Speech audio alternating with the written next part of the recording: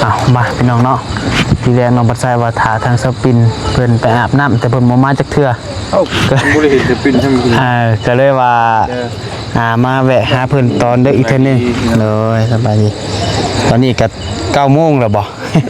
9 โมงเป็นฮักก็พากันเพิ่นเบาผู้พาก็เบามืดเนาะจัดบ่ได้ก็ยังอยู่นำทีมงานนั่นแหละอยู่อีกก่อนว่าซะก็ยังอยู่แต่มันหมดมือแล้วเสียใจอยู่นี่ฮะเสียใจเลยโอ้สร้างว้าวบ่เอาอีนี่แหละเบาแก้วเสียใจมากบ่เสียใจมากบ่ไม่เห็นบ่สิได้คอนเทนต์อีนี่เลยเอาอีนี่อันยังมองท่าได้มีบ่ยาวเห็นจะดมกินนี่กำลังนั่นแหละล่ะบ่เนาะเพราะมันลื่นในชานที่แท้มันอยู่กันสบายอยู่ร่วมกันแล้วมันก็ผูกพัน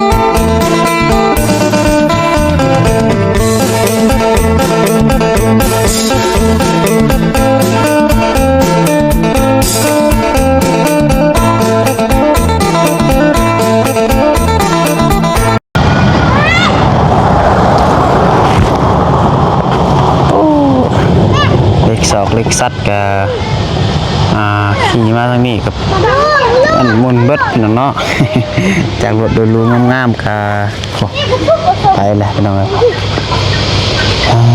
ต่อมาทางนี้นี่ขี่รถงามๆมามีแต่เพ่อย่างเนาะทางยากหลายพี่น้องเลยเอามาพี่น้องเลยเมื่อนี้ทางน้องปัดไซก็อยู่เพื่อนสปินข้างนอกกำลังที่เข้าไปหาทางประตูคนก่อนทางสปินก่อนอยู่เพื่อนอยู่ซานบอกเป็นน้องๆก็คือจะเงียบๆเงาๆเป็นยังไงก็หลังจากมาแต่เพื่อนสาวพรเป็นน้องเนาะมาแต่เพื่อนสาวพรก็เลยมา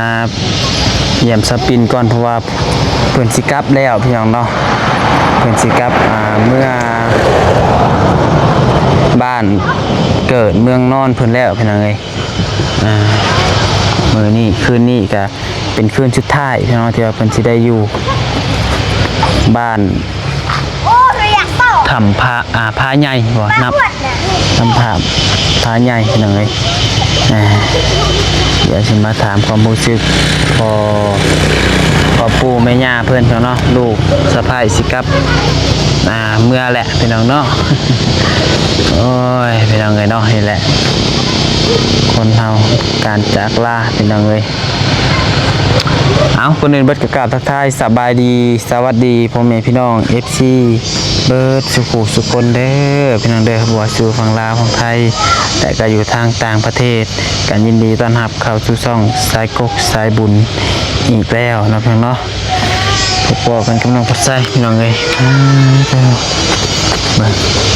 ใส่ทางประตูเพื่อนจากพายุเพื่อนพี่น้องเนาะมาโอ้ยเงียบเงาเถอะเด้ทางใดเบิดเด้เนาะโอ้อยู่กับพายประตูอยู่กับพายเอามาพี่แนมมา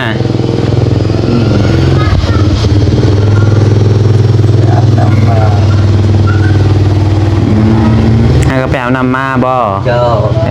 มาเอามานั่งเนาะพี่แนมมาซัมมาโอ้ยพี่น้องเนาะเงียบเงา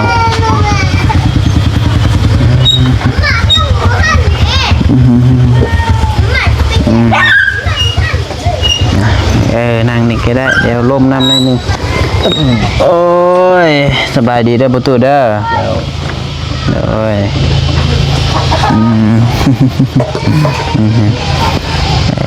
ใช้อยู่กับไผ่อ่ะนี่อยู่กับไผ่อยู่เพื่อนมันมีเพื่อนเขาไปนอกมัดอย่างดีผู้เดียวอยู่เป็นผู้เดียวลูกสะพ้ายได้สะแล้วก็เขาไปอาบน้ำลูกสาวอยู่กันเดิมมันลูกไผ่ยังไปอาบน้ำอยู่เนาะไปอาบน้ำผู้อยู่ว่ามื้ออื่นได้ผลสิกลับบ้านกับเพื่อนนะผู้แหละเพื่อนบอกเรียบร้อยเนาะถึงน้อยแล้วมัน มันต้มไก่สุกหรือเปล่ามันครอบแล้วมันครอบที่เฮือน ต้องได้ครอบพี่เพื่อนพี่ซ่านอีกบ่ มันครอบที่เฮือนมันยังไป มากกับครอบเมื่อกับครอบบ่ ตอนมาครอบ มีแต่ตอนเมื่อ มาเมื่อนั้นมันเราเอาทางพวกแม่เราเข้าที่เฮือนตอนนี้มันจะออกไปได้ครอบ ที่ออกเมื่อเลยเนาะ มีเจ็บมีเป็นทั้งหน้ามันปัญญาแต่มันอยู่ใกล้กันเลย ต้องครอบต้องบอกก่อนเนาะ บอกครอบออกสิไปแล้วครอบจังบ่เป็นเด้อ กับปกติอะไรเพียงเนาะเพราะว่าหีดคลองบ้านเฮาเนาะบ้านเมืองไปมาลาเคาะเพิ่นว่าพี่น้องเอ้ยโอ้ยเนาะเป็นอะไรความรู้สึกตอนนี้ลูกสะใภ้สิเมื่อปะเลย มันจะเมื่อปะแล้วมันจะมาอยู่นี่แล้ว บุคิดฮอดบ่ซะ คิดฮอดอะไรมีลูกคนหนึ่งร้านนั้นลูกมันก็มาแล้วเท่านึงแล้วตอนยังน้อยเดี๋ยวนี้มันใหญ่แล้วมาแล้วเฮ้ยเนาะคอยนำดิเพิ่นมาอยู่กับเดือนปลายๆเนาะมาอยู่นี่เนาะเดือนไปเลยชิแยกกันอยู่อีกแล้วพี่น้องเอ้ยเพิ่นก็มาอยู่บ้านเพิ่นพุ่นได้เนาะบ้านผัวบ้านหยังแต่สู้ๆหาแลสาเหตุใดๆเนาะสู้ไปแต่ละมื้อพี่น้องเอ้ยชีวิตคนเฮาต้องเดินหน้าต่อไปเนาะเดินหน้าไปแล้วมันไปพุ่นแล้วมันก็ชอบเอาผัวไหมตัวนี้ก็บ่ฮู้นำเพิ่นแหละตัวนี้เนาะมันก็แต่ว่ามันก็ขึ้นกับเพิ่นเนาะมันสิทธิ์ของเพิ่นพี่น้องเอ้ยเพราะว่าคนเฮามันก็ต้องเดินหน้าคือต้องบ่ใส่เว้าหั่นน่ะพี่น้องเอ้ยมันก็ต้องไปหน้าเรื่อยๆในเมื่อเฮ็ดได้ซะเนาะผัวเฮาก็บ่แม่นว่าเฮาปะทิ่มเพิ่นหั่นน่ะเนาะมันเป็นแบบนี้มันก็คะแนนว่าเราเลือกสิมีครอบครัวใหม่มันก็สิทธิ์ของเราพี่น้องเนาะแต่ก็คือสิบ่ง่ายดอกแล้วก็เนาะลูกในท้องก็5ก็3เดือนมันได้ครอบดีแล้วจังไปเป็นเรื่องก็เอาหักง่ายนิดนึงอย่างน้อยเป็นเจ็บเป็นไข้เลยเดี๋ยวนั้นมีแนวว่าเป็นน้ำเพื่อนนำซ่านอีกเนาะมันสิต่อตำหลังมามันสิยากเนาะดีแล้วก็เฮ็ดครอบบอกเพิ่นคือว่าออกไปมาลาครอบพอเฒ่ามาแต่ไสก็เมื่อกี้น่ะแม่นวังไปนามาเอาเฮ็ดหน้าบ่เฮ็ดหน้านั่น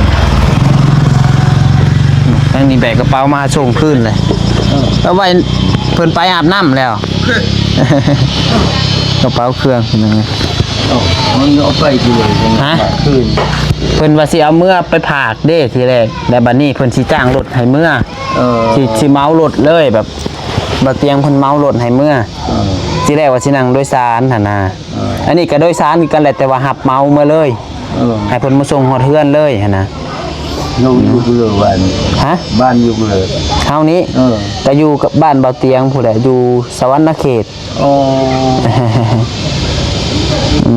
สวรรณเขตผู้ใด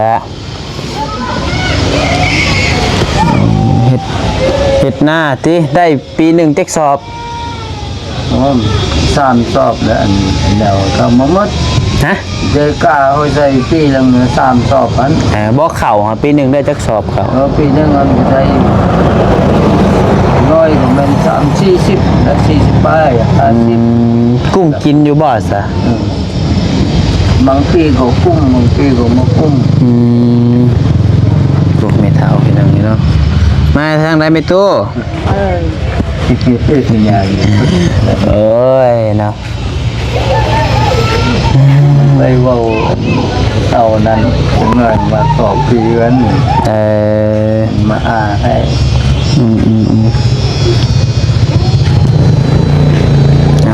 เลยเอานั่งใกล้ประตูนี่เรื่องที่ถามความรู้สึกนี่แหละลูกสะพ้ายกินเมื่อปะแล้วบัดนี้เนาะเอ้ยคิดมีข่าวสิกินฮอดเพิ่นแล้วผ่านเมื่อปะเลยกินฮอดอยู่บ่ คิดฮอดเท เป็นได้ความรู้สึกตอนนี้ลูกไผ่สิเมื่อปะล่ะ ยังแต่สองเท้าอยู่ส่งคนงอก อยู่สองเท่าโอ้ย ลานก็บ่อยู่น้ อืม ำลานก็ไปให้หมด อืม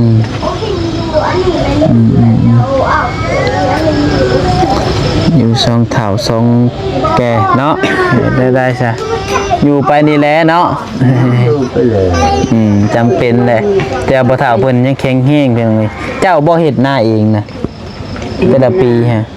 นี่แต่หน้าเทอราปีนะ เจ้าเฮ็ดเองบ่ ก็จ้างเพิ่นตอนบ่มีลูกเฮ็ดเลยจ้างเพิ่นเฮ็ด อืมตะกี้เฮาเฮ็ดกับลูกกับเต้าเป็นจังเริ่มมืดสิตา อัน มา นี้ลู แล้ ก ว เคยเฮ็ดให้กิน ปีนี้ลูกเคยนะกิน เจ้า อืม ยกเงินใจเมื่อมื้ออื่นว่ะ ชุเฮานี้ บ่ยังบ่ได้เมื่อง่ายชุเฮานะ โอ้ ผู้แรกแล้วเพื่อนสาวพร อืม อีกประมาณต้นเดือนผู้แหละคาดว่า มื้อนี้มีแต่ผู้หนึงเมื่อ จับคนมา4คนวะ 4 คน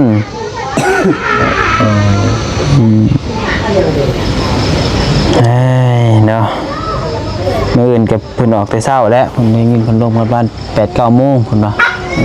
ออกแต่พุ่นออกแต่พี่จักสิแนวใดแล้วเนาะ สำนี้ก็ฮอดแล้วเพื่อน มื้ออื่นน่ะบ่ กันเขาลูก7 โมง 8 โมง ไป9 โมงแล้วกันไปโดยสารไป9 โมงก็จะออกไป จัดจังว่านี่ มา เล แวย นี่แวหันบอดทัน อันนี้เพิ่นอาจจะยิ่งยาวเมื่อเลยได้นี่เพราะว่าผู้มาเมารถเด้เมารถเมื่อเลย ฮอดไว้แค่ เลย ต่อบนเลย ฮอดไว้ก็ดีเนาะเมื่อยเพิ่นเอาซะ